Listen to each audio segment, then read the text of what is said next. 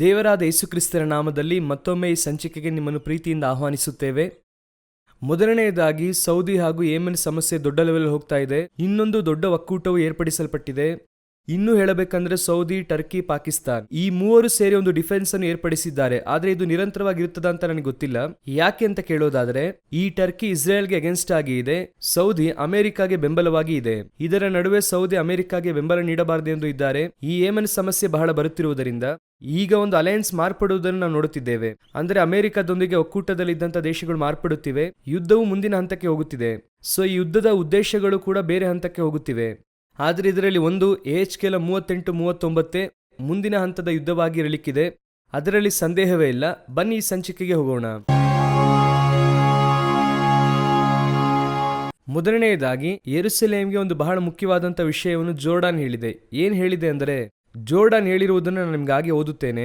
ಜೆರುಸಲೇಮ್ಸ್ most important Muslim religious site facing imminent threat of Israel take over says Jordan. ಇಸ್ರೇಲ್ನಲ್ಲಿ ಬಹಳ ಮುಖ್ಯವಾಗಿರುವಂತಹ temple Mount, ಅದರ ನಡುವೆ ಇರುವಂತಹ ಅಲೆಕ್ಸಾ ಮಾಸ್ಕ್, ಇದು ಇವತ್ತು ಜೋರ್ಡಾನ್ನ ಕಂಟ್ರೋಲ್ ಇದೆ, ಅವರ ಒಂದು ಸಂರಕ್ಷಣೆಯಲ್ಲಿದೆ. ಆದರೆ ಸಮೀಪ ಕಾಲದಲ್ಲಿ ಅಲ್ಲಿ ನಡೆಯುತ್ತಿರುವಂತಹ ಸಂಭವಗಳು ತಕ್ಕದ್ದಾಗಿ ಇಲ್ಲ. ಎಲ್ಲಾ ವಿಧವಾದಂತಹ ಲಾಸ್ಗಳನ್ನು ಮೀರಲಾಗುತ್ತಿದೆ. ಯಾವ ಕಾನೂನನ್ನು ಪಾಲಿಸುತ್ತಿಲ್ಲ ಅಂತ ಜೋರ್ಡಾನ್ ಹೇಳಿದೆ.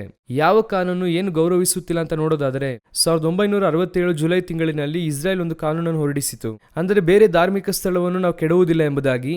ಅದೆಲ್ಲ ಗಾಳಿಯಲ್ಲಿ ಆರಿ ಹೋಯಿತು. ಇವತ್ತು ಅದಿಲ್ಲ. ಆದರೆ ಈ ನಿರ್ದಿಷ್ಟ ಸ್ಥಳ ಮಾತ್ರ ಇನ್ನೂ ಕೂಡ ಸಂರಕ್ಷಣೆಯಲ್ಲಿದೆ. ಇದರ ಸಂರಕ್ಷಣೆಗೆ ಅನೇಕ ಪ್ರಯತ್ನ ನಡೆಸಲಾಯಿತು. ಈಗ ಜೋರ್ಡಾನ್ ಅದರ ಕುರಿತಾಗಿ ತಿಳಿಸಿದ್ದಾರೆ, ಆ ಸ್ಥಳವನ್ನು ಅವರು ತೆಗೆದುಕೊಳ್ಳುತ್ತಾರೆ ಎಂದು. ಆದರೆ ಖಂಡಿತವಾಗಿ ಇಸ್ರೇಲ್ ಆ ಸ್ಥಳವನ್ನು ತೆಗೆದುಕೊಳ್ಳುತ್ತದೆ. ನಾವೀಗಾಗಲೇ ಅನೇಕ ಸಾರಿ ಇದರ ಕುರಿತು ಮಾತನಾಡಿದ್ದೇವೆ. ಲೋಕದಲ್ಲಿಯೇ ಬಹಳ ಟೆನ್ಷನ್ ಆದಂತಹ ಸ್ಥಳ ಯಾವುದೆಂಬುದಾಗಿ ಕೇಳುವುದಾದರೆ ಇವತ್ತಿನ ಸಂದರ್ಭದಲ್ಲಿ ಅದೇ ಆಗಿದೆ. ಆ ಸ್ಥಳದ ಮೇಲೆ ಬೇರೆ ಯಾರಾದರೂ ಕೈ ಹಾಕಿದ್ರೆ ಅದು ಬಹಳ ಮೋಸಕರವಾದಂತಹ ಪರಿಸ್ಥಿತಿಯನ್ನು ಪರಿಣಾಮ ಉಂಟು ಮಾಡುತ್ತದೆ ಅಂತ ಜೋರ್ಡಾನ್ ಹೇಳಿದೆ. ಸೌದಿ ಹಾಗೂ ಬೇರೆ ಅಲಯನ್ಸ್ ನಮ್ಮೊಂದಿಗೆ ಸೇರಿ ಆ ಸ್ಥಳಕ್ಕೋಸ್ಕರವಾಗಿ ನಾವು ನಿಲ್ಲೋಣ ಎಂಬುದಾಗಿ ಹೇಳಿದ್ದಾರೆ. ಆದ್ರೆ ಏನ್ ನಡೆಯುತ್ತದೆ ಅಂದ್ರೆ, ಖಂಡಿತವಾಗಿ ಸ್ಥಳದಲ್ಲಿ ಬಹಳ ಶೀಘ್ರವಾಗಿ ನಮ್ಮ ಜನರೇಷನ್, ನಮ್ಮ ಕಾಲದಲ್ಲಿ ಯಹೂದ್ಯರು ಅದನ್ನು ಕೈವಶ ಮಾಡಿಕೊಳ್ಳುತ್ತಾರೆ. 3ನೇ ದೇವಾಲಯವನ್ನು ಕಟ್ಟುತ್ತಾರೆ. ಕಟ್ಟುವ ಮುನ್ನ ಆ ಅಲೆಕ್ಸಾ ಮಾಸ್ಕ್ ಅವ್ರು ಏನಾದ್ರೂ ಮಾಡುತ್ತಾರೆ. ಅದೇ ಲೋಕವನ್ನೇ ಒಂದು ದೊಡ್ಡ ನಾಶನದೆಡೆಗೆ ಕೊಂಡೊಯ್ಯುವಂತ ಸ್ಟಾರ್ಟಿಂಗ್ ಪಾಯಿಂಟ್ ಆಗಿರುತ್ತದೆ. ಆ ನಂತರ ಒಂದರ ನಂತರ ಒಂದು ಸಂಭವಗಳು ನಡೆಯುತ್ತದೆ. ಯಾವಾಗೆಲ್ಲ ಯೆರೂಸಲೇಮ್ ಸೇನೆಗಳಿಂದ ಆವರಿಸಲ್ಪಡುತ್ತದೋ ಅವಾಗೆಲ್ಲ ದೊಡ್ಡ ಕಾರ್ಯಗಳು ನಡೆಯುತ್ತದೆ. ಇದು ಬಂದು 1ನೇ ಶತಮಾನದಲ್ಲಿ ಯೇಸುಕ್ರಿಸ್ತನು ಹೇಳಿದ್ದು. ದಂಡುಗಳು ಯೆರೂಸಲೇಮ್ ಪಟ್ಟಣವನ್ನು ಮುತ್ತಿಗೆ ಹಾಕುವುದು. ಇದುವರೆಗೂ 1967 ಯೆರೂಸಲೇಮ್ ಪಟ್ಟಣಕ್ಕೆ ಮುತ್ತಿಗೆ ಹಾಕಲ್ಪಟ್ಟಿತ್ತು. ಯಹೂದ್ಯರ ಕೈವಶಕ್ಕೆ ಯೆರೂಸಲೇಮ್ ಹೋಯಿತು. 1948 ಇಸ್ರೇಲ್ ಮುತ್ತಿಗೆ ಹಾಕಿತ್ತು. ದೊಡ್ಡ ಯುದ್ಧಗಳು ಸಂಭವಿಸಿತು.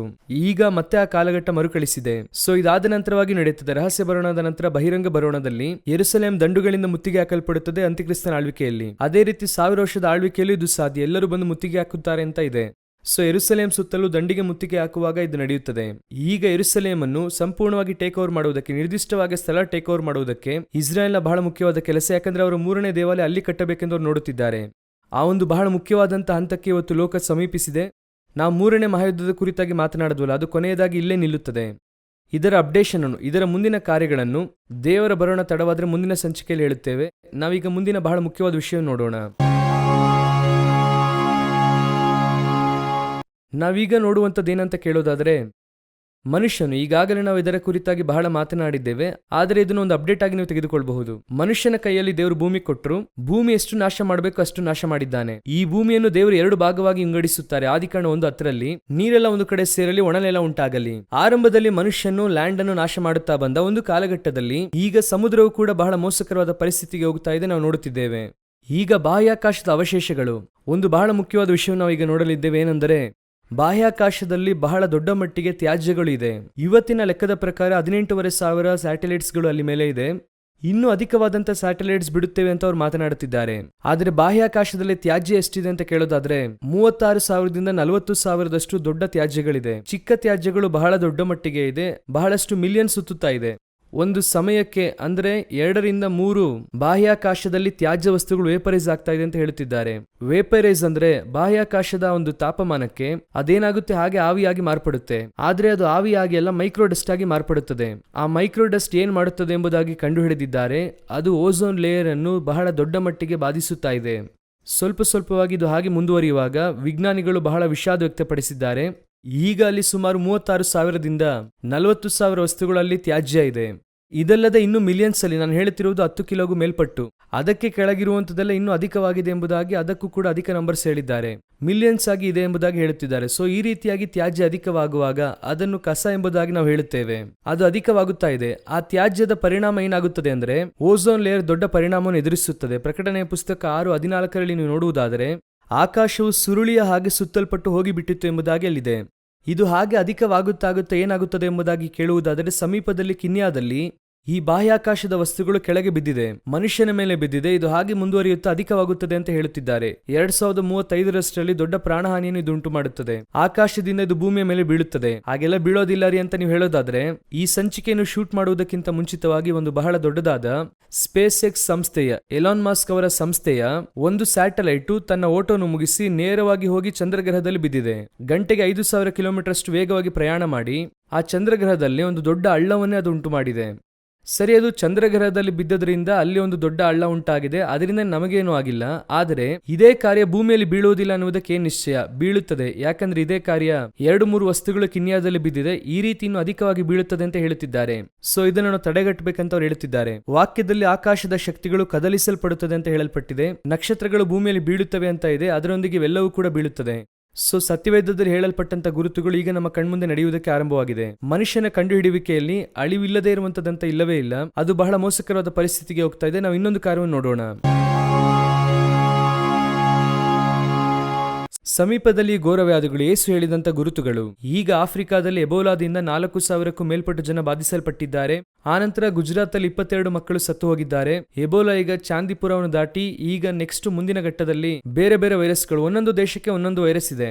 ಘೋರವ್ಯಾಧಿಗಳು ಒಂದು ದೊಡ್ಡ ಲೆವೆಲ್ ಅಲ್ಲಿ ಹೋಗುತ್ತಾ ಇದೆ. ಘೋರವ್ಯಾಧಿಯನ್ನು ನೋಡಿದ್ವಿ, ಭೂಕಂಪವನ್ನು ನೋಡಿದ್ವಿ. ನೆಕ್ಸ್ಟ್ ಎಲ್ಲಿನೋ ಕುರಿತಾಗಿ ಇದನ್ನು ಗಾಡ್ಜಿಲ್ಲಾ ಎಲ್ಲಿನೋ ಎಂಬುದಾಗಿ ಹೇಳುತ್ತಾರೆ. ನೆಕ್ಸ್ಟ್ 2027 ಬರುತ್ತದಂತೆ. ಕಳೆದ 1000 ವರ್ಷದಲ್ಲೇ ಇಲ್ಲದೇ ಇರುವಷ್ಟರ ಮಟ್ಟಿಗೆ ಒಂದು ದೊಡ್ಡ ಬರಗಾಲವನ್ನು ಇದು ಏರ್ಪಡಿಸುತ್ತದೆ, ಉಷ್ಣತೆಯನ್ನು ಏರ್ಪಡಿಸುತ್ತದೆ ಎಂಬುದಾಗಿ ಹೇಳಿ ಸೈಂಟಿಸ್ಟ್ ಅವರು ಅನೌನ್ಸ್ ಮಾಡಿದ್ದಾರೆ. ಇದೆಲ್ಲ ಈಗ ನಡೆಯುವುದಕ್ಕೆ ಆರಂಭವಾಗಿದೆ. ಕಡೆಯದಾಗಿ ಇದೆಲ್ಲವನ್ನು ದಾಟಿ ಇನ್ನೊಂದು ಬಹಳ ಮುಖ್ಯವಾದಂಥ ವಿಷಯವೇನಿದೆ, ಅದನ್ನು ನೋಡಿ ನಾವು ಈ ಒಂದು ಸಂಚಿಕೆಯನ್ನು ಮುಗಿಸುವವರಾಗೋಣ. ಕಡೆಯದಾಗಿ ನಾವು ಇದರಲ್ಲಿ ಏನು ನೋಡುತ್ತೇವೆ ಅಂತ ಕೇಳುವುದಾದರೆ, ಈಗ ನಾರ್ತ್ ಇಂಡಿಯಾದಲ್ಲಿ ನಡೆದಂಥ ಸಂಭವ ಪೇಪರ್ಗಳೆಲ್ಲ ನೀವು ನೋಡಿರುತ್ತೀರಾ. ಸತ್ಯವೇದದಲ್ಲಿ ನಾವೀಗ ಹೇಳಿದಂಥದ್ದೆಲ್ಲವೂ ಕೂಡ ಗುರುತುಗಳೇ, ಅಂದರೆ ಘೋರವ್ಯಾಧಿ, ಭೂಕಂಪ ಇದೆಲ್ಲ ಗುರುತುಗಳೇ. ಆದರೆ ಇದೆಲ್ಲವನ್ನು ದಾಟಿ ಇನ್ನೊಂದು ಗುರುತನ್ನು ದೇವರು ಹೇಳುತ್ತಾರೆ. ಕಡೆಯ ಕಾಲದಲ್ಲಿ ಪ್ರೀತಿಯು ತಣ್ಣಗಾಗುವುದೆಂಬುದಾಗಿ ನೋಡುತ್ತೇವೆ. ಸಮೀಪದಲ್ಲಿ ಈಗ ಒಬ್ಬ ತಂದೆಯವರು ಸತ್ತು ಹೋದ್ರು ನಾರ್ತ್ ಇಂಡಿಯಾದಲ್ಲಿ, ಉತ್ತರಾಖಂಡಲ್ಲಿ. ಅವರು ಸತ್ತು ಹೋದ ನಂತರವಾಗಿ ಅವರಿಗಿದ್ದಂಥ 3 ಹೆಣ್ಣು ಮಕ್ಕಳು ಇಂಡಿಯಾದಲ್ಲೇ ಇದ್ದಾರೆ. ಒಬ್ಬರು ನೇಪಾಳಲ್ಲಿದ್ದಾರೆ, ಇನ್ನಿಬ್ಬರು ಇಂಡಿಯಾದಲ್ಲೇ ಇದ್ದಾರೆ. ಮುಂಬೈಯಲ್ಲಿ ಒಬ್ಬರು, ಇನ್ನೊಂದು ಕಡೆ ಒಬ್ಬರಿದ್ದಾರೆ. ಇವ್ರು ಯಾರು ಕೂಡ ಡೆತ್ತಿಗೆ ಬರಲಿಲ್ಲ. ಈಗಾಗಲೇ ಅವರನ್ನು ಏನು ಮಾಡಿದ್ದಾರೆ ಅಂದ್ರೆ ಆ ತಂದೆಯನ್ನು ವೃದ್ಧಾಶ್ರಮದಲ್ಲಿ ಸೇರಿಸಿದ್ದಾರೆ. ಅಲ್ಲೇ ಅವರು ಸತ್ತು ಹೋಗಿದ್ದಾರೆ. ಅಲ್ಲಿಂದ ಇನ್ಫಾರ್ಮೇಶನ್ ಕೊಟ್ಟರೆ ಒಬ್ಬರು ಕೂಡ ಬಂದು ನೋಡಿಲ್ಲ. ಅದಕ್ಕಿಂತ ಕ್ರೂರವಾದದ್ದೇನೆಂದ್ರೆ, ಬರುವುದಕ್ಕೆ ನಮಗೆ ಸಮಯವಿಲ್ಲ, ನೀವೇನ್ ಮಾಡಿ ನಮಗೆ ಅದನ್ನು ಆನ್ಲೈನಲ್ಲೇ ತೋರಿಸಿರಿ, ನಾವು ಆ ಡೆತ್ ಅನ್ನು ಆನ್ಲೈನಲ್ಲೇ ನೋಡುತ್ತೇವೆ ಅಂತ ಹೇಳಿ ಆ ಅಂತ್ಯ ಸಂಸ್ಕಾರಕ್ಕೆ ಬೇಕಾದ ಹಣವನ್ನು ಮಾತ್ರ ಮೋಸ್ಟ್ಲಿ ಕಳಿಸಿರ್ಬೋದು ಅನ್ಸುತ್ತೆ. ಯೋಚನೆ ಮಾಡಿ ನೋಡಿ, ಆ 3 ಮಕ್ಕಳು ಓದುವುದಕ್ಕೆ ಅವರ ತಂದೆಯೇ ಕಾರಣವಂತೆ. ಆ ಮಕ್ಕಳು ಕೆಲಸಕ್ಕೆ ಹೋಗುವ ತನಕ ಸಹಾಯ ಮಾಡಿದ್ದವರನ್ನು ಬೆಳೆಸಿದ್ದಾರೆ. ಕಡೆಯದಾಗಿ ಆ 3 ಹೆಣ್ಣು ಮಕ್ಕಳು ಒಳ್ಳೆ ಪರಿಸ್ಥಿತಿಗೆ ಬಂದ್ರು. ಅದಾದ ನಂತರ ಅವರನ್ನು ವೃದ್ಧಾಶ್ರಮದಲ್ಲಿ ಬಿಟ್ರು. ಅದನ್ನು ಕೂಡ 1001 ಕೇಸ್ ಅಂತ ಇಟ್ಕೊಬಂದು ನೋಡಿ. ಆ 3 ಹೆಣ್ಣು ಮಕ್ಕಳು ಕೂಡ ಒಬ್ಬೊಬ್ಬರು ಒಂದೊಂದು 4 ತಿಂಗಳು ಇಟ್ಕೊಂಡಿದ್ರು ಕೂಡ ಒಂದು ವರ್ಷಕ್ಕೆ ನೋಡ್ಕೊಬೋದಾಗಿತ್ತು. ಸರಿ, ನೋಡ್ಕೊಳ್ಳಿಕ್ಕೆ ಆಗದೇ ಇರುವಂತ ಪರಿಸ್ಥಿತಿ ಅವ್ರಿಗೆ ಇರಬಹುದು ಅಂತ ಅಂದ್ಕೊಳ್ಳೋಣ. ನಾವು ಲೇಡೀಸ್ ಹಾಸ್ಟೆಲ್ ಇದ್ದೇವೆ, ಆಗಲ್ಲ ಅಂತ ಕೂಡ ಅವ್ರು ಹೇಳ್ಬಹುದು, ಇರ್ಲಿ ಬಿಡಿ.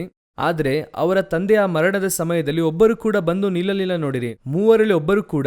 ಇದುವೇ ಕಡೆಯ ಕಾಲದಲ್ಲಿ ಮನುಷ್ಯನ ಹೃದಯ ಎಷ್ಟು ಕಠಿಣವಾಗಿರುತ್ತದೆ. ಹೊರಗೆ ಕಾಣುವಂತ ಗುರುತುಗಳೆಲ್ಲ ಒಂದ್ ಕಡೆ ಬಿಡಿ, ಅದು ಎಲ್ಲಾ ಕಾಲದಲ್ಲೂ ಇರುತ್ತದೆ. ಆದರೆ ಈ ರೀತಿಯಾದ ಕ್ರೂರವಾದ ಗುರುತುಗಳು ಕಡೆಯ ಕಾಲದಲ್ಲಿ ಇದು ಬಂದು ಕೇವಲ ನಾನ್ ಬಿಲಿವರ್ಸ್ ಅಲ್ಲಿ ಮಾತ್ರ ನಡೀತಿಲ್ಲ, ಬಿಲಿವರ್ಸ್ ಅಲ್ಲೂ ಇದೆ. ದೇವರು ಪ್ರೀತಿಯುಳ್ಳವರಾಗಿದ್ದಾರೆ. ದೇವರು ಎದುರು ನೋಡುವಂಥದ್ದು ಪ್ರೀತಿ. ಸತ್ಯವೇದದ ಕೇಂದ್ರ ಬಿಂದುವು ಪ್ರೀತಿನೇ. ಅವ್ರು ಹೇಗಿದ್ರು, ಏನ್ ಮಾಡಿದ್ರು, ಯಾವ ರೀತಿಯಾಗಿದ್ರು ಅದೆಲ್ಲ ಬೇಕಾಗಿಲ್ಲ. ಆದ್ರೆ ಅಂತ್ಯದಲ್ಲಿ ನಾವು ಹೇಗೆ ನಡ್ಕೊಂಡಿದ್ದೇವೆ ಅನ್ನುವಂಥದ್ದೇ ಬಹಳ ಮುಖ್ಯ. ಬಾಳ್ಬೇಕಾದ್ರೆ ಹೇಗ್ ಬೇಕಾದ್ರೂ ಬಾಳಿ ಮುಗಿಸಬಹುದು, ಆದ್ರೆ ಮುಗಿಸುವಾಗ ಕರ್ತನ ಜೊತೆಗಿರಬೇಕು, ಅದೇ ಇಂಪಾರ್ಟೆಂಟ್. ಯೋಚನೆ ಮಾಡಿ ನೋಡಿ, ಈ ರೀತಿಯಾದ ಒಂದು ಮರಣ ಆ ತಂದೆಗೆ ಉಂಟಾಗಿದೆ. ಇದನ್ನು ಓದಬೇಕಾದ್ರೆ ನಾನು ಯಾಕೆ ಸಂಚಿಕೆಯಲ್ಲಿ ತಂದೆ ಅಂದ್ರೆ, ಇದನ್ನು ಓದುವಾಗ ಬಹಳ ಬೇಸರವಾಯಿತು.